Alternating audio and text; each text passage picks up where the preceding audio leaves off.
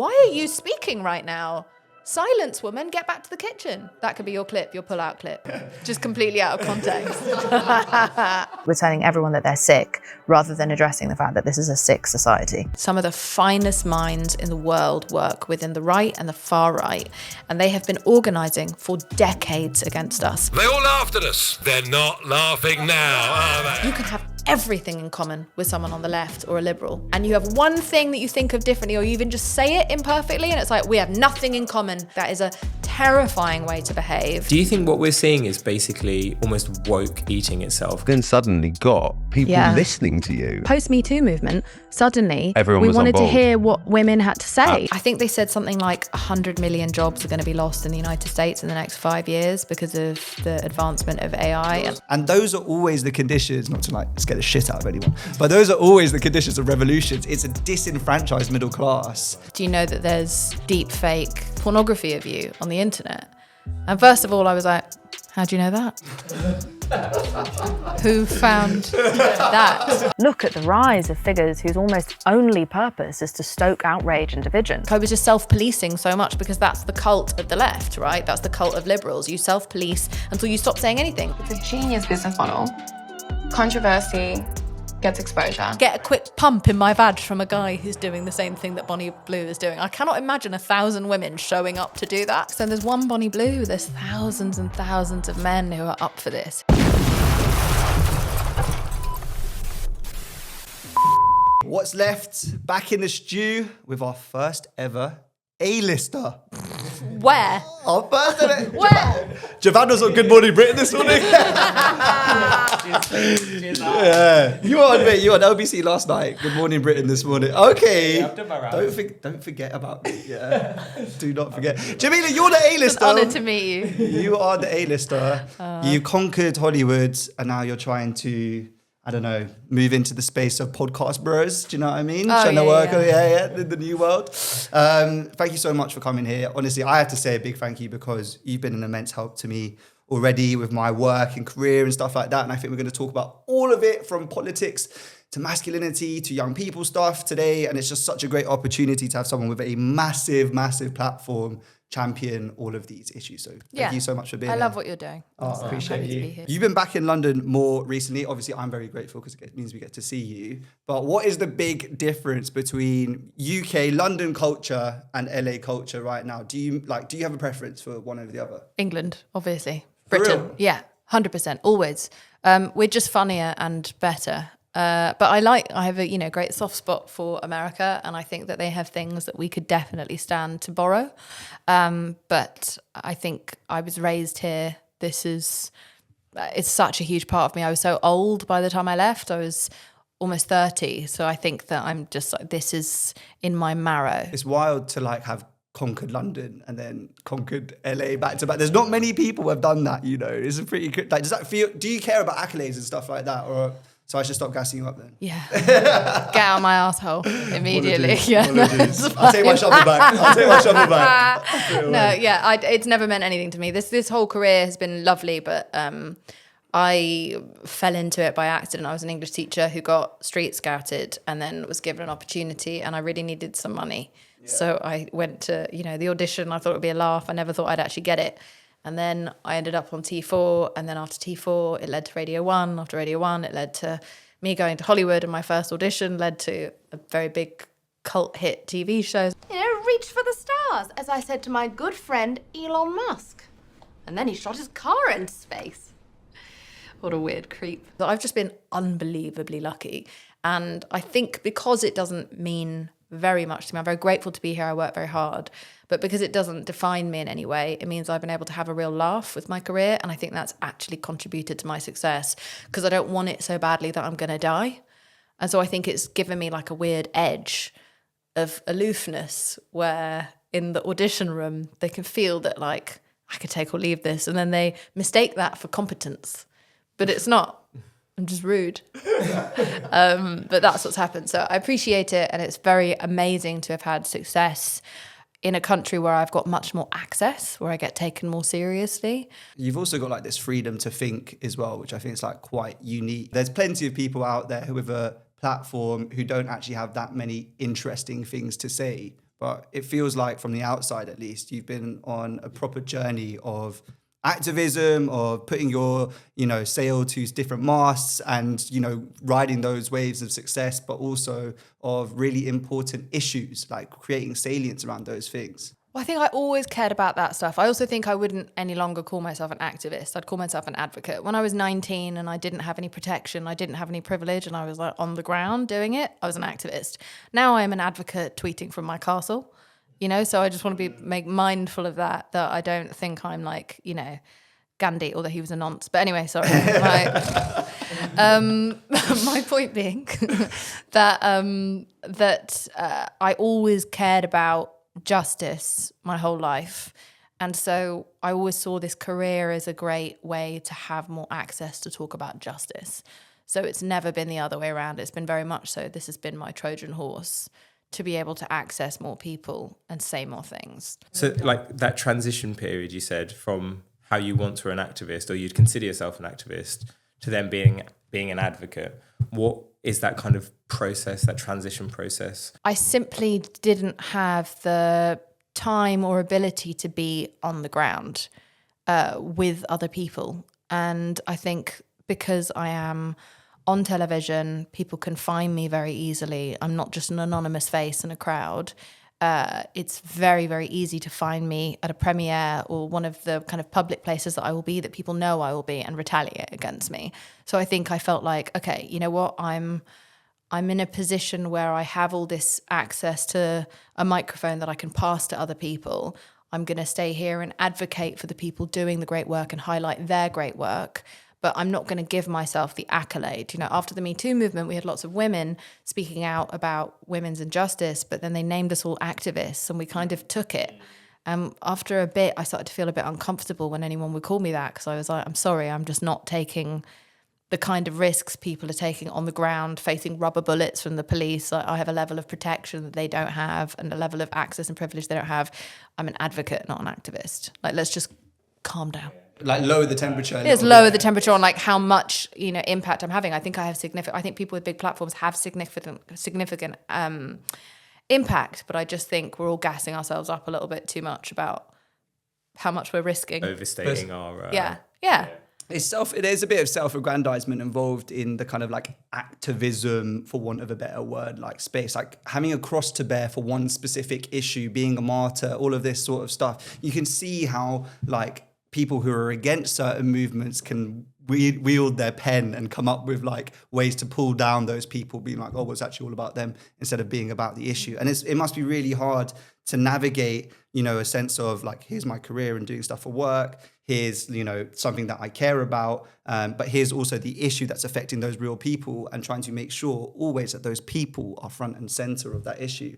And the media environment would much rather we talk about celebrity or, everything but the actual problem. We live in such a weird time. Well, it's also really tricky because, and I understand why people feel this way, but when you are underprivileged, people call you bitter and lazy and jealous, and they don't want to listen to you. And when you have privilege, they're like, why are you talking about this? So for example, if I talk about fat phobia, everyone was like, well, you're slim. If I talk about poverty and austerity, people are like, well, you have money.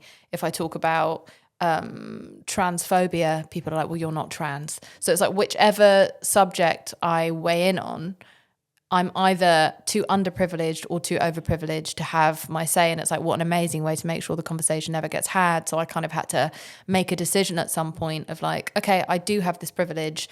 Am I going to let people tell me I'm too privileged to speak about this, or am I just going to use the moment and make sure it gets said? Because if I don't say it, sure as shit, none of my peers are going to say it. So I'd rather it be said, and I will use my platform, as I always have, to signal boost the work of other people. I feel very frustrated with the fact that there is a lack of action, and it's just all about saying the right thing and posting the right thing, but never actually getting down and dirty with what would make this place different. And you see that...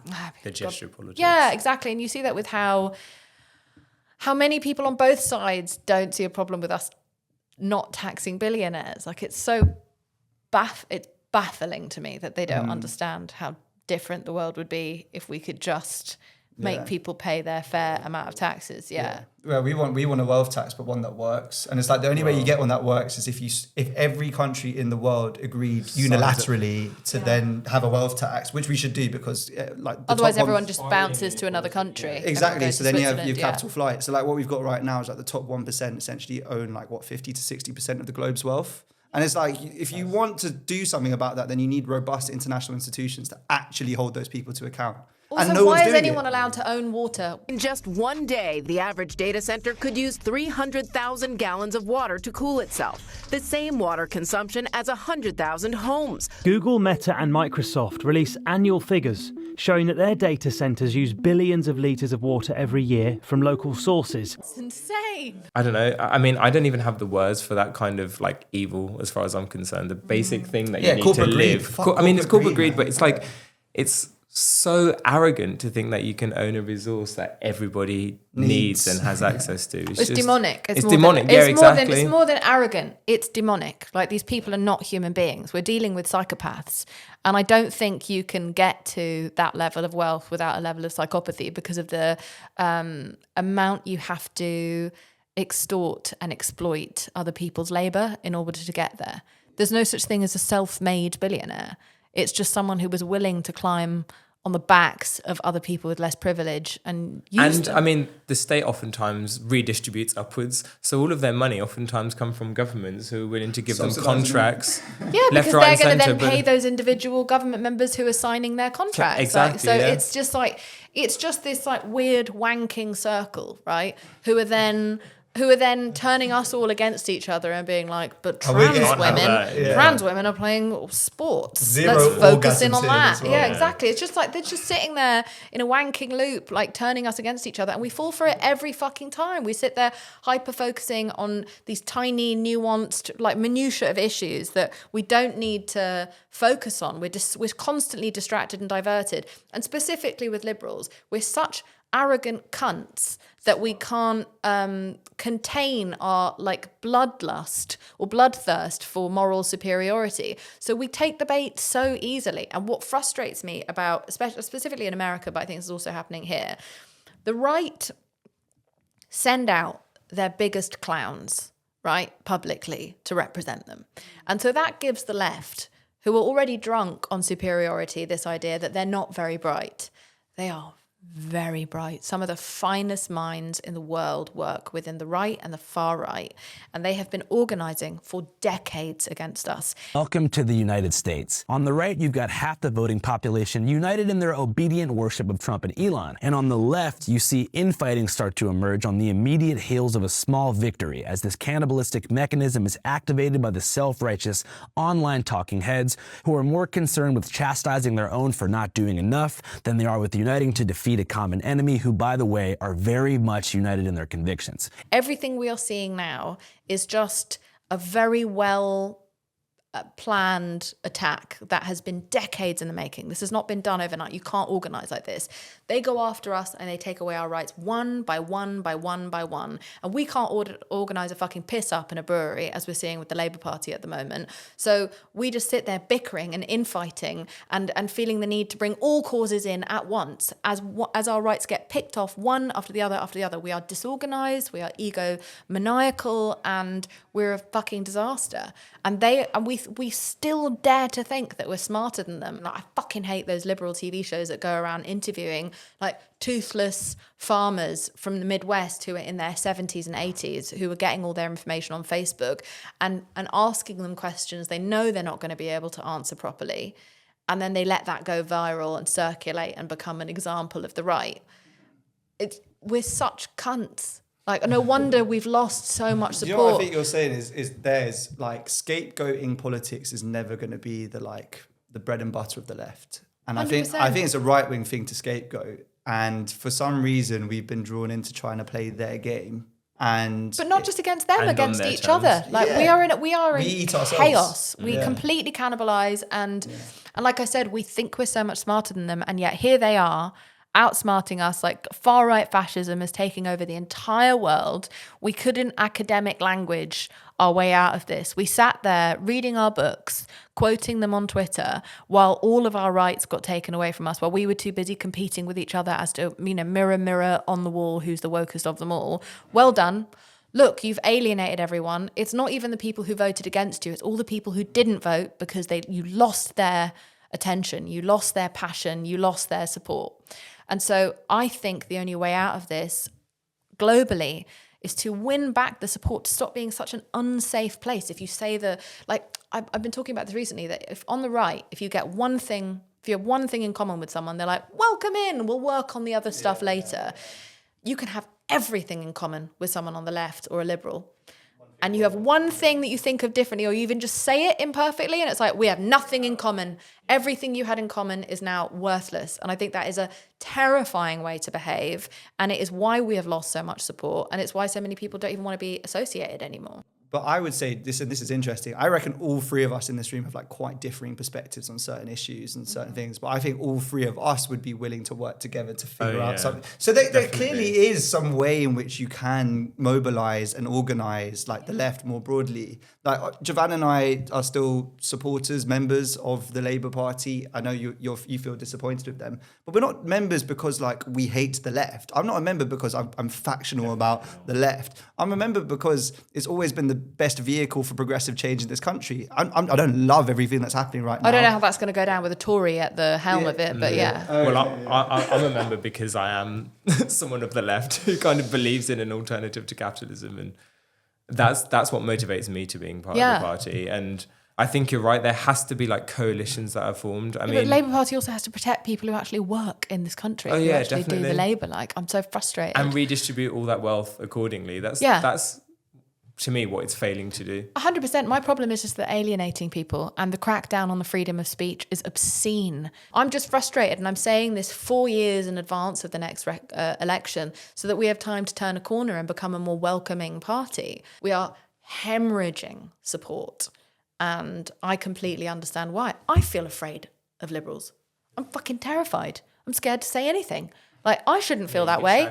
My God, yeah. It's just like we're looking for what's wrong with you, and we need to be looking for what we have in common. And I think the thing that makes the three of us compatible in this scenario is the fact that even if we have very different beliefs or thoughts, we all are willing to give each other the benefit of the doubt because we all are looking at the bigger picture. We're not looking at each other. We're looking at the bigger picture. How do we work together to get there? And I think something that can exist on the left a lot is trying to convert you to the merits entirely of my ideas. Mm-hmm. So it's not just about kind of, well, you're not perfect and whatever else. It's more, well, my way's the best way. So actually you should just join me on my trip. And if you're not with me, then you're kind of against me and we'll throw you out that way. So I think there has to be a lot more humility that the left can still get things wrong as well. 100%, but it's also like it comes down to a generational issue, right? Like when I was a kid, you had your ideas. When I was a kid, you had your identity and you had your opinion, and the two things were separate. And your identity was seen as somewhat transient, but kind of fixed. And your opinion was seen as completely transient based on whatever new information you've received. Nowadays, the two are completely intertwined. So when someone says, I don't like your opinion, you feel as though they've attacked your entire fundamental identity. And if we cannot work out a way to separate the two, we are fucked, because we are constantly getting new information and we are constantly changing our opinions. And that's okay. That's not flip-flopping. That's acquiring a new position upon acquiring new information. We have to separate that.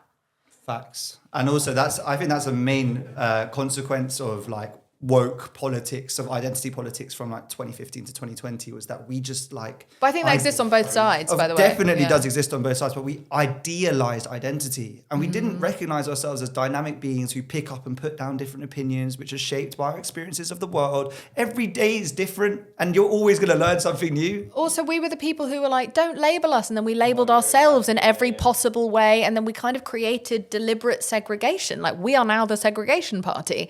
What? Do you think what we're seeing is basically almost woke eating itself? Because that's what I feel like is what's happening, where identity politics has basically manifested in almost every vein of kind of progressive political life, that you can't disentangle it, as you've said. Totally. I don't think it's woke eating itself, because the concept of woke was literally just, I do not need to explain this to you. It's just being awake and aware of social injustice and inequity, right? This is specifically middle-class liberal wankers ruining it for everyone by being the loudest minority and not caring for all the other people who are actually disenfranchised. You know, you see countless examples of the ways in which liberals will make their big sweeping statements and they don't think about the ways that this hurts poorer communities. Defund the police was quite a good example. Protesters making their message loud and clear in bold, giant yellow letters, writing defund the police and saying they don't trust city officials. It was so easy to say, defund the police in your area where you don't need a lot of policing. But for example, in America, you have people in Compton speaking out, being like, things are now more dangerous here. Thanks a lot for not considering what it would be like if we have no one looking out for us. And so I think that was a perfect example of how we run with our extremist sweeping statements and don't think about the impact. Don't think about the impact for women of us having less police around. Obviously, some police officers can be dangerous for women, but predominantly, now that there's less police available, there is obviously going to be a slower response time to a woman who's in trouble. There's many reasons why we have to just think we can reform the police, but abolishing the police and calling for that immediately doesn't make any sense for all the people who are far less privileged than you. It was such a privileged statement, and I think that we do that all the time. Yeah, I think what's interesting, linking back to your earlier point about free speech, is that in many ways the left or liberals in the US became overly censorious. Like they started either censoring themselves or trying to censor others. And it's like I became victim of that. There came a point where I was like, hey guys, we're not supposed to say blind spot anymore because it could offend blind people. And it's like, okay. Is that a thing? No way. It was a thing. Sorry, and then I said people. it. I have used that one a lot. I got rightfully eaten alive on Twitter for that. You know, and like the liberals were like, yes. And then everyone else was like, shut the fuck up. And you know what? They were right, because I was just creating yet another hurdle in conversation that I didn't need to create. Like I was just self-policing so much, because that's the cult of the left, right? That's the cult of liberals. You self-police until you stop saying anything. And then we had a bunch of people who didn't say anything and didn't show up to vote. I just want to run it back real quick in this. You use like left and liberal interchangeably. Yeah. Just what do you mean by both of those? I think there is a growing similarity in both, because I think they're both consider themselves superior. But I would say the left is anti-capitalist, more pro-socialism, more pro-communism, and I would say liberals are pro-capitalist.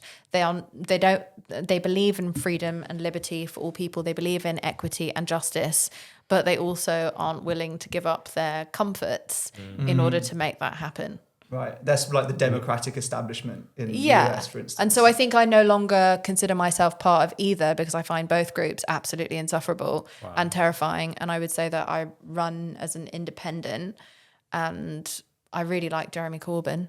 I like what he's about. I believe that I think he would probably be considered left, but Bernie Sanders, people like that are the ones who I think speak to me politically. Jordan Peterson, who I rarely like to quote, rightfully said that there is an importance to both like conservatives and Democrats, right? You need the liberals. There wouldn't be high openness, low conscientiousness if there wasn't a niche for it. And you need the conservatives. And sometimes the liberals are right, sometimes the conservatives are right. And because they're both right some of the time, and because the environment keeps snaking around, you have to have dialogue between the two sources constantly, so that the polity can orient itself as the snake of the environment moves. And that's why you need free speech. Democrats, liberals in particular, like they have fresh new ideas that are important, that move society forward and create progress.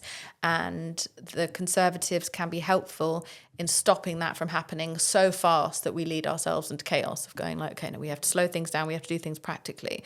Obviously, that was a very romanticized version of both. But I do understand what he's getting at there.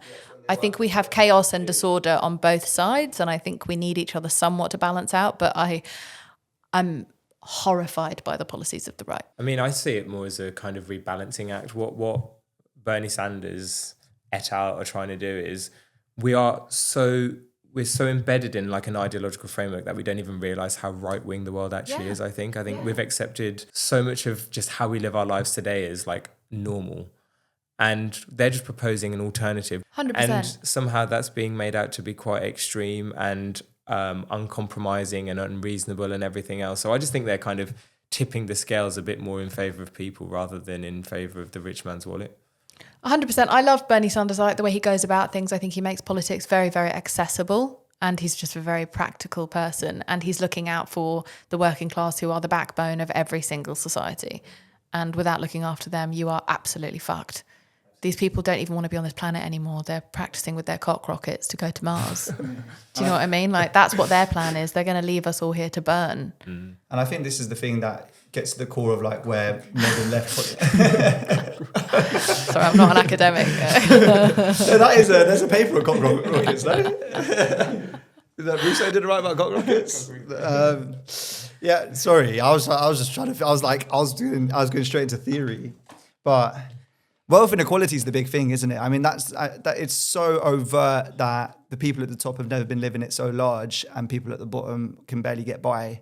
And in that context, people like Bernie Sanders and Jeremy Corbyn, who were always in their political systems, they're going to speak for a specific part of the electorate. They become a really big voice because, to the layperson, it's obvious that this system is rigged. Well, it's actual populism. Yeah, it is like populism. it's going against system, going against establishments for 100%. Yeah. And this is the thing, is that this is the problem the Labour Party has, is that we're presiding over an establishment. And so it appears to not just to you, but to many people, I think that Keir Starmer is a Tory, he is part of the Uni Party, but he's presiding over a system that has fundamentals in place that people think, well, it's just going to start working again. And I think the reason why we're doing this and why the literal show is called What's Left is because we're like, I'm not sure that the system actually works. Yeah, I don't know if the system actually works anymore. And that's for me where I'm also, politicians shouldn't be allowed to accept money from anyone. Yeah. How is that still a thing? Yeah. How is that legal at all, anywhere, ever? It's because it's a US thing, and we just follow the US's model. It's rubbish. It's scary that an entire country can be sold out because of someone's mortgage or because of someone's, I don't know, sending their kid to some school or whatever it may be, because standards of living are almost so low and no jobs really pay what the cost of living is today, that you've got people who are willing to basically accept money from a whole range of problematic people to almost just keep a roof over their head. At least that's how I see it. But the really concerning thing now is who's over their yacht. Who's got the money right now? Who has the money right now? The people of money. It's 5 companies in America, the only ones who are basically responsible for the growing of the stock market. They're all in tech. All the big tech guys are the ones who are now crowded in behind Trump. I mean, I'm terrified about what this accelerationism plus AI thing leads to, like the loss of jobs. But haven't we just seen that deindustrialization and people losing their livelihoods is part of the reason that we've got to this, frail, polarized world? I'm like, have you met any of these people in like LA or whatever across part of these tech? Yeah. What, they're like aliens? Yeah, Lizards? they're just like not people. They're not people. They have no humanity. It's like coming across psychopaths, as I said. Like you feel like you're in an exchange with a psychopath. What do they think of you? Like, how did and you think of psychopath, and you think of someone who's like big and like Nick Cage performance-esque.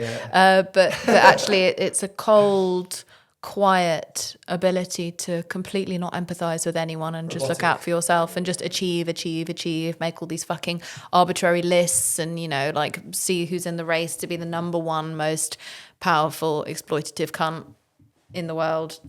I just don't. I hate these people so much. And just on a human level, what are those interactions like? I mean, you said they were very, very. I mean, I've only ever met these people in passing, so very, very brief. I don't try and spend time with these people. I think they get up to scary shit in their own private time. I think they said something like 100 million jobs are going to be lost in the United States in the next 5 years because of the advancement of AI. And do you know what's mad is those jobs as well are for people who are like really credentialed, so like have loads of debt because they've gone to university. Basically, they played the game right.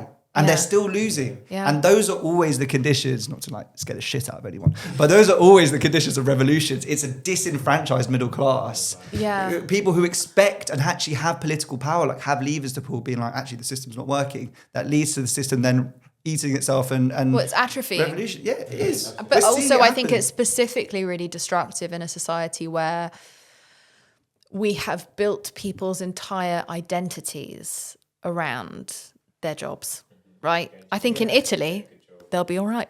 Do you know what I mean? Like, and I mean that with the highest praise to Italy. Like, Italians know how to live. Like, they work to live. They do not live to work. In the United Kingdom, the United States, like some other countries, it's our full identity. It says everything. One of the first questions you ask someone is, what do you do? Because it says so much about you. And so what are these people who in these like incredibly capitalist country, like late stage capitalist countries where, like, you know, after the 2008 economy crash, my generation was taught like, okay, go out there, work, hustle, buy everything, rebuild the economy. And so that's what we were sent out to do. So our entire identities became our careers. So you're going to take all those people that you have, you know, the entire American dream is centered around how you work, not how you love and how much time you spend with your friends and how happy you are. It's about achievement. So you're now stripping all these like hundreds of millions of people, you're stripping their entire identity that you forced them to build away from them overnight and handing it to a robot. It doesn't make any sense. So what do they think is going to happen? There's only so much wanking anyone can do with their day. Like, what do they think? We're going to descend into chaos. We're going to descend into violence and crime and chaos. Yeah. It's no, obscene. we are. We actually are. Like, it's terrifying. One of the things I think, kind of adding to your point that's even scary, is I saw some kind of loose conversations around the Chancellor wanting to increase retirement age. And I saw something, I think it's in like Glasgow, the average age is about 74 or something. So you're going to be working until you're potentially 70, have 4 years in your elder age and just drop dead. And I think that's almost what we're moving towards as well. It's like just get everything out of you. That's why France set fire to Paris. It's because they were not about to work into their 90s. I think they're smart to a They point did for one doing year, so. 1 year, they were like, absolutely not. Yeah, too Burn the much. thing Yeah, down. yeah. And that's the thing that I get scared about, is the fact that you could just be working endlessly. And then when you're meant to be in receipt of like a pension, a health service, like all of these things, you're just gonna die. When I get to that age, I'm going to put my arsehole on OnlyFans. I don't care. I'll do what I have to do to survive. Yeah. My old leathery bagel. On OnlyFans, Bonnie Blue's documentary came out last night. Are you planning on giving that a watch? No. Content I love making the most is the barely legals, the students, the husbands. Found the niche I want to focus on. What's that all about? I mean, that shit. I mean, this stuff is like, for me, it's like Jackass met porn. You know, like, can you put your body in danger? I'm just not that focused on her. Like, as far as I'm concerned, there's one Bonnie Blue. There's thousands and thousands of men who are up for this, who are up for being in these videos, shagging her boys and men. Like, I'm more concerned about them than I am Bonnie Blue. It's like, all right, her hole is a goal, that's fine. But what about all the people who want this? I'm far more interested in and concerned with the demand, not the supply. Like, don't hate the player, hate the game. Like, what is going on that this many men are willing to be in these videos, who are signing up to do this, who are just for like one quick pump inside a woman? Like, what does that say about the state of men?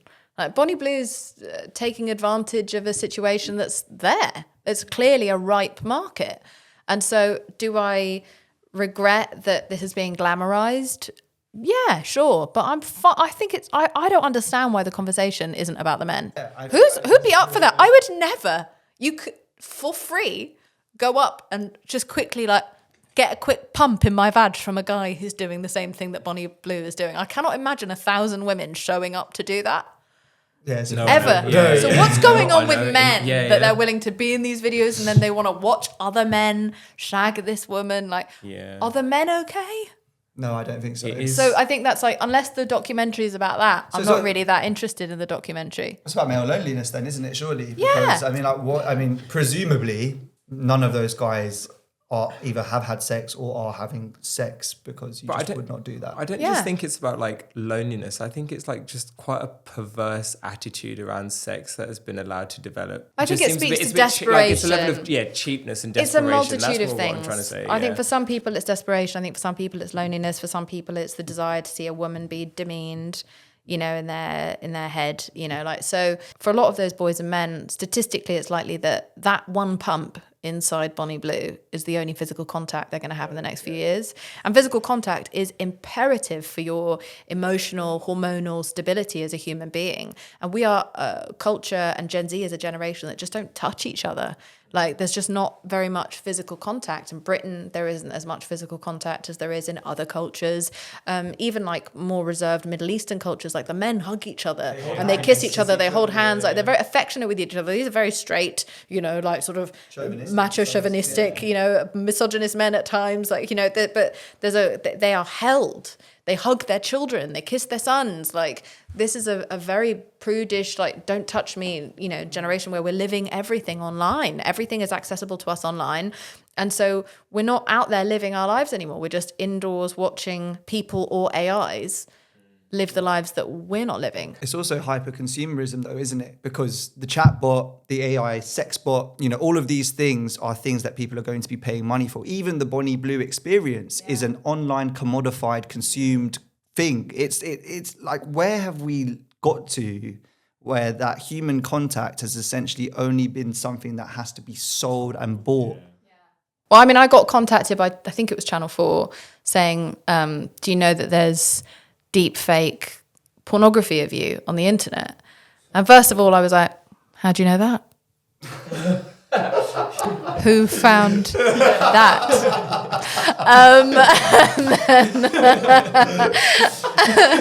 And then after the that, producer was like, yeah, and they were like, do you want to be part of a documentary about it? And I was like, no, I don't want to be a part of the documentary about this. I'm not going to go there and cry victim about this. It is totally a crime, and it is something that we need to make sure that we legislate against, because very young kids are being involved in this. But when I look at it, I don't feel ashamed. I'm like, a grown man spent time in his life to stick my face on someone else's tits. Like I'm having real sex in real life with my boyfriend. The two people whose face you impose me onto, they're having real sex, even if it's for pornography. Who's having sex with you, babe? Like, what are you doing with your life and your time? Again, when it comes to deep fake pornography, I'm like, the conversation needs to move away from the girls onto... The shame should be for the men. I mean, it's not even just the shame, the concern, the pity. I'm not angry with the men right now. I'm worried about the men who take the time to stick my face on someone else's tits. Like, there's just no little boy on the planet of this earth who dreamed that that's what they would be doing when they became an adult. They were like, I'm going to become a cowboy. I'm going to be a Spider-Man. I'm going to be a doctor. I'm going to do all these cool things. Not one of them was like, oh, I hope I'm wanking alone over a fake image I created of one actress with someone else's boobs. Like, it's devastating, and we need to look at it as a devastating failure of society, that's how men are spending their time, and then sending it to each other, and then watching it and enjoying it, and like, that's their idea of fun. There's so many more fun things to do in the world. What has happened to the boys? And I genuinely mean it. I don't want to shame them. I want to tell them I pity them. That radical empathy though is what's going to be able to fix it, right? Because we actually need to talk to these guys properly and try and understand where is this there's a whole world out there, loss of love and feeling of self-worth that you would think that that's acceptable. I basically think, kind of pessimistically in some ways, that as long as we have a corporate culture where we think that as long as there's a market for it, you should sell it, this is what we get. You know, if you don't put guardrails on these things and you don't do education for people from a young age so that they're able to understand the complexities of sex and relationships and so on, you get lonely men, fickle, obsessed with their own self-gratification, choosing the path of least resistance and doing this stuff that even they feel deep shame. Like, you know those stories about like the shattering clarity, the post-wank clarity, right? Like people, post-nut clarity. Yeah, people feel shit after they've had a wank. And I just actually, Jordan Stevens said this to me, and I was creasing. He was like, "What? Like, why are we not talking about the fact that everyone's just wanking and then feeling upset afterwards? Like, the whole point of a wank it's meant to be fun. You're meant to get an orgasm. You're meant to feel okay afterwards, not like pure shit." And it's men are on a very short hormonal cycle, right? Like, I think it was Riz Ahmed who once said to me that he calls it the nut mist, the rage that men go through if they haven't nutted. He was like, they turn into gorillas in the mist. And he was like, so he refers to that kind of like amplified state of just like tension and needing to conquer and needing to destroy as the nut mist. And then it passes the second you... testosterone. Second you come. It's really interesting. I don't know. I feel very concerned for the state of boys. And I also really understand how we've gotten here in a multitude of ways. But one of them that stands, I think, at the forefront of my mind is that men don't really see what purpose they have, right? Misogyny and patriarchy has given them this idea that you have these specific purposes, and none of those purposes are about enjoying their lives or having quality time with the people they love or their family or their kids. It's all about provide, protect, and so they're given these sort of jobs in life. And then that's been stripped away because women have independence now. Women are able to go out and get Uber Eats. We don't need to forage anymore. Just get Deliveroo. We've got walls and windows, so we're a bit safer than we used to be. There's no lions in London, so we're safe from that. And so we are becoming more independent. We can provide for ourselves. Women are outperforming men academically. They're buying more houses than men. They're securing themselves financially. And so men are losing a sense of purpose beyond their seed. And now even that, women can just go and have IVF. A bunch of my friends are just having babies on their own via come in a lab. Yeah, exactly. And so men are losing hold, they're losing grip over what they were told was their identity, whereas actually, and this is a failure of media and books and the stories we've told. We never have films about a man and a woman just being friends where they never end up together. They always ultimately end up together. We don't tell any important stories of men and women collaborating. On the cover of Forbes, it's either men making a company on their own or women making a company on their own or together. We don't have men and women very often collaborating. When we do, we don't turn it into a story. So we don't talk about the emphasis of like the friendships between men and women. A lot of my best friends in the world, I lived for 10 years with my boyfriend and my two best male friends who I've known since I was 19. These are two straight white men. There are so many ways that men and women can have friendships and build things and innovate together, and none of that gets impressed upon in society. So men feel as though they've been reduced down to nothing more than a seed. And so their instinct, and this is something that really winds me up, right, is that they've been taught, it's not their instinct, they have been indoctrinated by dangerous men online to believe that the only way to overcome this is to subjugate women, is to drag women down, which I think is deeply emasculating, because it's telling young men and boys that, oh no, you're never going to be able to ascend beyond where you've gotten to. So the only way you can be equal with women is to drag them down, rather than, hey, there's all these other amazing things in life that you can experience. And women, it's great that women don't need you to be the sole provider, because now you don't have to break your back working. There's a 50-50 household at play. How great, you're going to get to spend more time with your kids. You can go on holiday. You can spend time with your loved ones. Like, your family aren't going to die and you're going to have regrets that you didn't spend enough time with them because you were at the office or at the garage or wherever it is that you work. There's no positive. They're just being terrorized and terrified by old, insecure, stupid men who are these men are middle-aged and they feel like they can't argue with women their own age. They don't ever bring academics onto their podcast. They always bring on barely out of their teens or actually in their teens OnlyFans models, right? Yeah. And they have felt left behind by women their own age. And now they're terrified other men are also going to leave them behind. So what they're really doing is trying to keep all these other men and boys down with them in the trenches. And it's like, no, let them go, man. Yeah. Like, it's your problem if don't gaslight everyone into thinking you're normal. You don't look happy. Like, why are you screaming on your podcast? There's pills for that. Go talk to a person in an office. There's therapy for that. But instead, no, let's normalize the subjugation of women because we're telling men that they're too inept to grow. I believe men can grow. I've seen men grow. Like I said, I've grown to look up to many men in my life. They are people I really couldn't live without. And so I see that in men. I've seen that growth in men. I believe in men. And the people who tell you women have to be down, brought down, don't believe in you, don't like you, and are very, very dangerous. And that is zero-sum thinking, isn't it? And it's extremist thinking, us versus them. William Costello, who's this guy who does a lot of incel research. He's been on quite a lot of right-wing podcasts, but interested in what he has to say.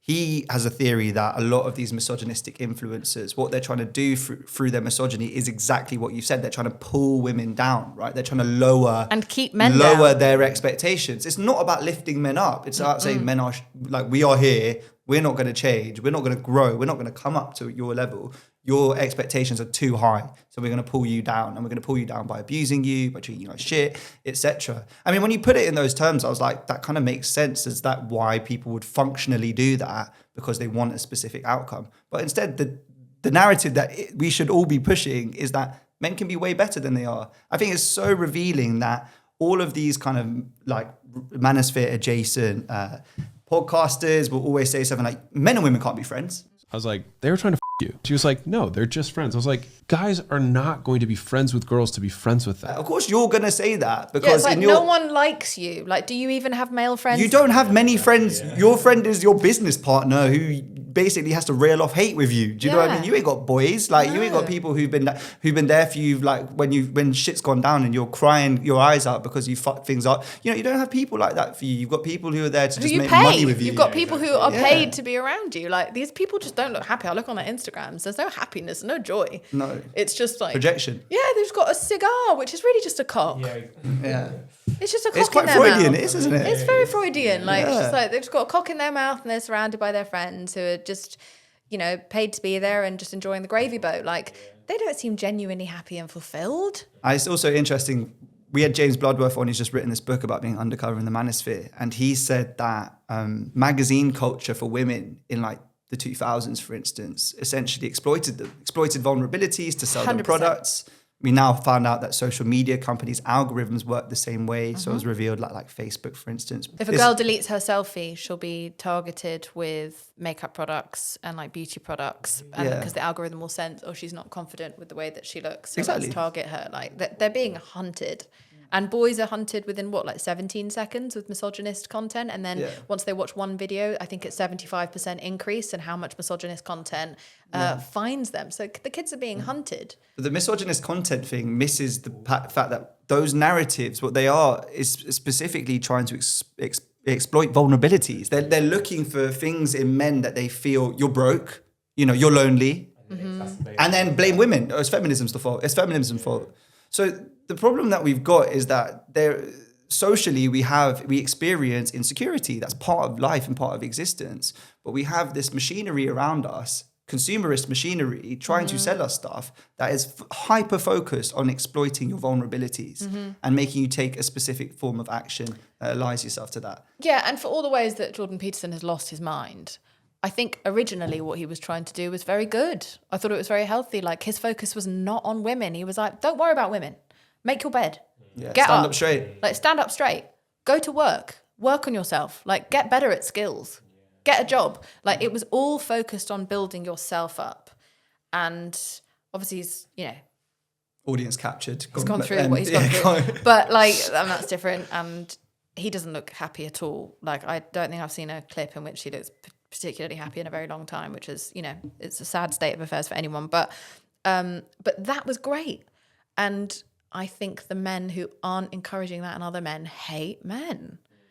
I think they are. Well, I think it's because other men are seen as competition, basically. I think that's the narrative that people are seeing is they hate other people because they feel as though they're in competition to get X, Y, and Z. And so then the social media companies or whoever it is can lean on all of those kind of exploitative grievances and everything else just to make you seem better than the next man that's around. And also like the ridiculousness of like, I'm an alpha male telling you how you can all also be alpha males. It's like, that's not how alpha males That's not work. how they do it, bro. Like there can only be one alpha male. Like, what do you mean? What do you mean? It's so stressful. You're literally selling yourself out on the internet. Is that alpha? Is that really alpha? I know, but like, I mean, I've never look, as a couple beta cucks, like we're like obviously we don't engage in this stuff. It's nowhere. It's like it's just as stupid as like trad wives coming online to be like, I just don't speak unless my husband speaks to me, and I just stay at home like making everything from scratch, and it's like, then why are you making a video? Yeah. Why do you have a career? Why do you have followers? Why are you making any money? Like, go and let your husband provide for you. Why are you speaking to us? Like, did we speak to you? Did your husband let you say this right now? It's a complete hypocrisy to it. So they're making money off of telling other women not to have a job. They're securing their independence. Like, these women are making bank. And so if they go on to have any problems in their relationship, they've got the money to go and leave. But they're encouraging other women not to speak, not to grow in any way, not to secure themselves financially. It's a nightmare. And they're so stupid. And we're looking at these trad wives and not calling them out on this hypocrisy. It's like, do what you want to do, be who you want to be. But for God's sake, stick to it. Like Pearl, what's her face? Like going around, like telling everyone that women shouldn't work and women, you know, shouldn't have a voice. Right, Pearl, you would be called the female Andrew Tate. How do you plead? Well, I take it as a compliment. You know, I'm a fan of Andrew Tate. And it's like, why are you speaking right now? Silence, woman, get back to the kitchen. That could be your clip, your pull-out clip. Just completely out of context. Jameela Jamil revealed proper misogynist, misogynist central right here. I mean, this is interesting though, isn't it? Because the actual meat and bones of our discussion really has been about forgiveness, growth, about people's capacity for change when it comes to men in particular. You know, I love radical love. I think that's radical love. I love that you who are held up on this pedestal, and I know you don't want to be, and it's not your choice, but within women and feminist spaces, you're always talking to women, but you're always thinking about men. And I just think we need, in our space, as guys who are worried about men, to also be thinking and speaking to women. It's like why we want to have you here. We need to show that it's not competition for resources, it's cooperation for a better future. Do you know what I mean? Like, we've got to start doing this together, and unless people like us start standing up, it's never going to happen. But like, I also don't want to forget and be blind to the fact that you've had some really shit experiences. The amount of times this has happened, the amount of times I've been followed in my life, the amount of times I've been shoved into a car, almost shoved into a car, had my crotch grabbed, had people masturbate at me on the train, which everyone goes through. It's just a normal thing on the tube. I was just on the phone with a friend who was telling me that she'd just experienced the same thing when I first met Freddie outside. Like, this is just a daily reality. I don't know a single woman who hasn't been attacked. I don't know a single woman. I'm 40 years old. I have not met and become friends with a single woman who has not been attacked. They say 1 in 3 women will be attacked in their lifetime. I fear that number might be higher because a lot of women don't report it. I haven't reported it. I was raped when I was 22. I didn't report it because I was so scared. And he's gone on to stalk me for like many, many years after. And so this is just my reality. And I think that's part of why women are so angry towards men now. I'm not saying it's the most helpful path forward, but I, who have so much empathy and love for men and who just I really want the best for men, sometimes it gets so hard not to resent the fact that we have this kind of gender apartheid of terror. And it's not to say that men aren't afraid. I know that men are afraid, but men are afraid of other men. So why are we not coming together and talking about the fact that we have this common enemy in very, very violent men who are predatory? Like, the people who are most likely to assault men are men. The people most likely to sexually assault men. The people most likely to sexually assault boys, men. Priests, no, sorry. But not no. So why do we, so why are we not coming together and having this conversation? You know, men are hurt more than women in the street at night. Like, most violent crime occurs towards men from other men. But I notice that every time I talk about women's safety and how dangerous the world is for us, men chime in the comments every time, just being like, well, it's even more unsafe for us. We go through this too. And I always get confused as to, like, why is the only time you ever talk about this very real thing that you're going through, when we're talking about it happening to us? Why do you, and it feels like to women, like you're shouting us down about our problem by being like, yeah, it happens to all of us. But actually what I think is happening is that men don't have anywhere else to go to have that fucking conversation. So what they're doing is aggressively really trying to join in on the conversation and say, I've also been hurt. I'm also afraid. And so I decided to create a post where I was like, right, men are hurt at higher rates than women when it comes to violence. Instead of jumping into conversations about women, men, I would like to create a space for you right here where you just tell me, because I can tell you want to tell me, what happened to you, who hurt you. And I wasn't sure what the reaction was going to be like, but it went viral. And there was thousands of comments of men telling me the most horrific shit that had happened to them, often done almost entirely by other men, and the abuse they'd gone through and the relief they felt. And it was very beautifully written, very long, very detailed. These are straight men or macho men or dads talking about child abuse that they'd experienced by other men. And it was just like this incredibly cathartic space. And I think it really shocked a lot of the women who follow my page. And they were like, shit, they actually do really understand what we're going through. But men, unfortunately, don't know how to organize to build these spaces for themselves, because it's culturally acceptable for women to be seen as victims, but it's not culturally acceptable for men to be seen as victims. Like, we've got to turn that shit around. A lot of the people who have hurt me have probably been hurt at some point in their life. I do believe that hurt people. I don't think that's an excuse. I haven't gone around hurting people because I've been hurt. But I think that we have all these traumatized boys and men who have gone through things that they've never spoken to anyone about. They've learned that lack of that inhumanity from somewhere. They've seen something in someone that they've taken on with them, and they have no space to go and talk about it. So we have to create those spaces. I urge you to help create those spaces for men where they can talk about PTSD of the violence that they have received in life, because women can't do all of it. We have a huge issue here, and I am resentful of the fact that I have to walk with my keys between my fingers. I'm resentful of the fact that I can't just go for a walk in the evening. I can't have my headphones on. I have to be hypervigilant all of the time. I have to think about what I'm wearing. I have to think about which alleyway is safer for me to take a road down. I have to look where there's the most women in a street, which carriage in the tube there's most women. Like, it's like doing death maths all the time. And so it feels like Grand Theft Auto, just getting in and out of my house every day.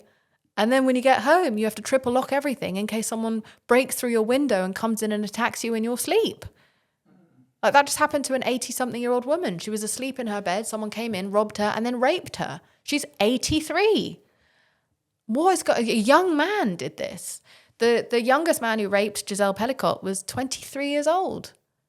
Like, it was all ages, all races, all backgrounds, nurses. These weren't all like, you have this very specific idea of like a pervert or an assaulter or a nonce, that they'll be like in a van and they'll be creepy and they'll be an outlier of society. The men who raped Giselle Pellicott were nurses. They were members of the media, journalists. One was her next door neighbor. You know, these were people who have good jobs, firemen, all kinds of people who uphold our society. These were the people going and doing this depraved shit. And Dave Chappelle said it the best. He was like walking through the hood with $20,000 in cash in a bag is something that would feel very, very scary. He was like, that's like walking everywhere with a pussy. And it was perfect. And I explained to my boyfriend when I was trying to help him understand when he was younger about why I'm so scared all the time of certain places, why I need to live in a certain kind of building, why I'm afraid of living on the ground floor in a basement flat, etc. I was like, the only way you will ever understand how scary it is to be a woman is if you were in jail. That's the only time you would understand the specific feeling we have. The reason most men are so terrified of going to jail is because they're afraid, in particular, of their physical safety and their sexual safety. If 1 in 3 women are getting attacked, it's not just a few bad apples. That's a lot of men who are pulling off those sort of statistics. And it's difficult to not know which man is unsafe. It really does require plenty more better, bigger brothers. Plenty more older men stepping up, seeing it as their responsibility to coach and talk to younger brothers. You know, it is a responsibility. We live in a society where a woman got raped on a train, on a packed train, in front of everyone. Like, this is the world we're living in. We don't have people who are willing to intervene. We have willful bystanders who just look the other way. We don't educate boys. We aren't therapizing boys. We have all this content that is dehumanizing women. I'm finding the interactions I have with men scarier than I've ever found them. Things are worse than ever because they have been indoctrinated to dehumanize me. And so what's going to happen is if you dehumanize this many women, they're going to dehumanize you right back. And then that's going to lead to more loneliness. We don't need to live in a world like this, but we have these dangerous bastards online making this content because they're unhappy, trying to make everyone else lonely, as lonely and unhappy as they are. And they scare the shit out of me because part of why I don't want to have children is I'm like petrified I'd have a girl.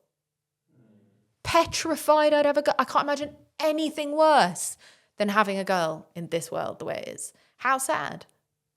That's fucking depressing. It is. It's dire, and it shouldn't be this way. But this is why men are baffled as to why women are so angry. It's like, this is not just my experience, and this isn't just because I'm an actress on TV. Because this happened before I was an actress on TV, and it's not because I'm a certain level of attractive. Because I sure as shit didn't look like this when I was in my teen years, and I sure as shit didn't look like that when I was 9. You know, one of the first times I got attacked in the fucking street. No grown adult should be attracted to a child of that age. Like, it's a child, you know, like we are in a corrupt society. Parents need to do a better job. Schools need to do a better job. But I think it's very much so not about just bashing men and being like, men are so dangerous. It's about creating an aspirational culture towards being a good man and a gentleman again. You know what I mean? Like, we had songs that were about this. I listened to songs from like 30 years ago, 40 years ago, 50 years ago. And it was okay to be heartbroken. It was like a massive hit would be about how heartbroken you were. It would be okay to cry over Boys to Men, crying over love lost. Like, gentlemanliness was something that was considered aspirational. You wanted to be a man who was like, you know, would stand up for their community and be a safe space for people. You wanted to be noble. Like, we need to start centering nobility. What we're doing is talking about jackassery all of the time and hyper-focusing on that. So then that's what gets all the attention in an attention economy. We need to start celebrating the great men and start making it aspirational to not be a fucking creep. And I think that would make a huge difference. Attacking men all the time doesn't really give them a solution. It just... all we do is hyper-focus on the problem. But I think we need better role models, and we need men to start wanting to be the protectors, not the predators. And the biggest thing that I've learned about how men leave the manosphere or men grow is they get relationships with women. You know, they meet a woman who sees something in them that's actually and truly them, that empathizes with them, and that creates this connection, which means that they can then start to see the other side. Yeah. And this is where I think, you know, I hope that to the young guys who are listening to this, they are taking it on board and thinking about, what action can I do? What's my proactive bit of citizenry, you know, just to make sure that I'm not someone who shows up in like a creepy sort of way. Am I being aware? Am I being empathetic? You know, that's the type of thing. Those small behaviors, things that you start to change lead to a much bigger personality picture of somebody who cares and can influence others. Yeah, and becoming someone that you're actually proud of. Like, I think is really, really important. And I think also, I understand why many men are like, well, this isn't my problem. I'm not a danger to women. So why do I have to step in and intervene and be a part of this? Don't tarnish me with that brush. Totally, of course. Yeah. And I get that. I actually totally get that. It's a really fair thing to feel. But you're going to pay the price for all of the men who are like that. If this continues, if you don't become part of the solution, you're going to allow the problem to become so big it's going to impact you anyway, because we can't tell if you're a predator, we can't tell if you're a bad guy or not, we can't just give you the benefit of the doubt. So do you want to be in a happier society where you're given the benefit of the doubt? Then help create a better society. It's frustrating, but you're going to have to do it. I don't want to have to do the work of any of the social justice that I do. It's fucking boring and it's unpleasant. But I want to live in a better world. Whenever I speak about empathy for men or wanting to like create more safe spaces for men or wanting women to come to the table, you know, men are on the front lines in many ways of our society. They put their bodies on the line. They're the ones going down the mines. They're the first ones at war whose lives are taken. Like, men risk their bodies. They're on the front line. Like, a lot of our largest buildings built by men, the most dangerous shit, always the most unpleasant, disgusting shit, almost always done by men. So, and that is partially because of their physical superiority to women and their strength, etc., whatever. But also I think we just dehumanize men in that way. So women can come to the front lines of the emotional conversation and be like, right, we've been socialized to learn how to communicate, learn how to share, learn how to build lives together. Let's bring those tools to men. Then we can all collaborate on the things that we're all better at. And whenever I say that, feminists get very angry with me, but they can all suck my dick, because ultimately, do we want to just complain about the problem forever? Do we want to go fix it? Yeah, because it's like, okay, fine. So they're like, oh, it's not my job. It's not our job to have to go and help men like get better. It's like, sure, but are you happy in this society? I'm not. I don't want to do this work. I don't want to have these conversations. I don't want to have to help anyone other than myself.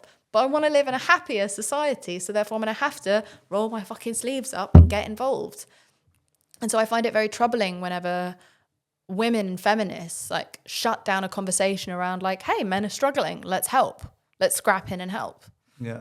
We do. I mean, we're all going to have to fix this problem together. Together. Yeah, well, I'm not saying we have to do it for them, but we have to give them the tools because they've not only not been given the tools, it's been taken away from them. Like there was this mum who asked me a question at a talk where she was like, how do I teach my son love and kindness and empathy? And I was like, what? It's already in him. Yeah. It gets siphoned out of him and poached out of him like as he gets older, mostly by the internet. That's already there. We've dehumanized boys to a point where we actually think they're not born with basic human attributes. Little boys are obsessed with their mummies. They are soft, they are sweet, they are kind, they're not scary. No one's born this way. They're traumatized and indoctrinated into this madness. So let's fix it. I know it's boring, I know it's tedious, I know it's not our job. But we're asking men to step in and help us when other men hurt us. That's not their job. So let's all scrap in together and fix this shit because we are all victims of the same violent men. Big ups. I want to leave that on a parting note, which is it's not fucking cringe to care, you know, and we care. No, it's so cringe not to care. Like, what a fucking loser mentality.